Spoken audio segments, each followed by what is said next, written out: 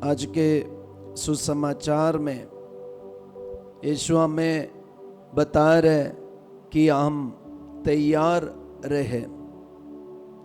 तैयार रहना आध्यात्मिक जीवन में तैयारी करना मतलब एक बहुत बड़ी बात है।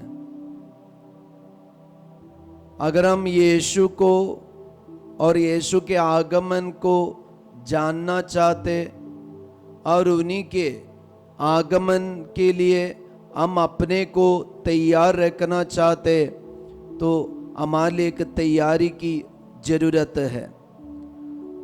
और यीशु यहाँ हमें बता रहे चोर कब आते किसी को पता नहीं। जब ये सुसमाचार भाग पढ़ेंगे हमें ऐसे लगता है कि यीशु क्यों अपने आप को चोर से तुलना किया। चोर के बारे में यीशु ने कहा है चोर चुराने मारने और तो यीशु का आगमन क्या है? चुराने मारने नष्ट करने, फिर क्या? तो यीशु बचाने के लिए आ रहे। तो यहाँ चोर से यीशु तुलना नहीं करते। चोर से यीशु अपने आप को तुलना नहीं करते, बल्कि उन चोर कैसे आता है और वह किस तरीका से आता है, तो उसी प्रकार हमारे जीवन में ऐसे एक समय आएगा अगर हम तैयार नहीं है तो सामना नहीं कर पाएंगे। और कलीसिया की शुरुआत में ये वचन को हम देख सकता है।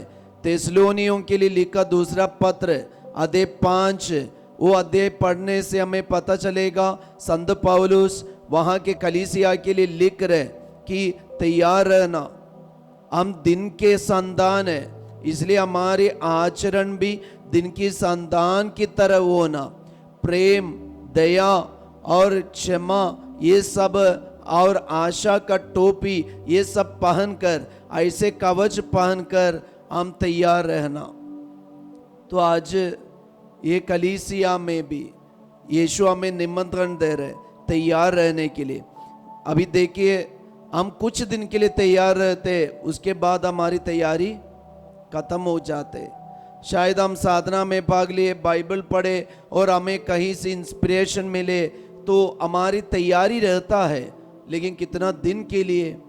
इसलिए संत मोनिका का ये पर्व हमें और एक स्टेप आगे बढ़ा रहे, हमें और एक स्टेप आगे जाने के लिए बता रहे। संत मोनिका एक दिन की तैयारी नहीं की है, वह 17 साल 17 इयर्स वह तैयारी में थे अपने पुत्र के जीवन में यीशु को देने के लिए। तो इतना तैयारी, जब तक अपने पुत्र के जीवन में यीशु को स्वागत नहीं करेंगे मैं भी तैयारी में रहूंगी। तो संत मोनिका भी यही प्रार्थना में निरंतर वह युद्ध करती रही। तो आज हमारे लिए भी यीशु ऐसे एक निमंत्रण दे रहे निरंतर युद्ध करने के लिए।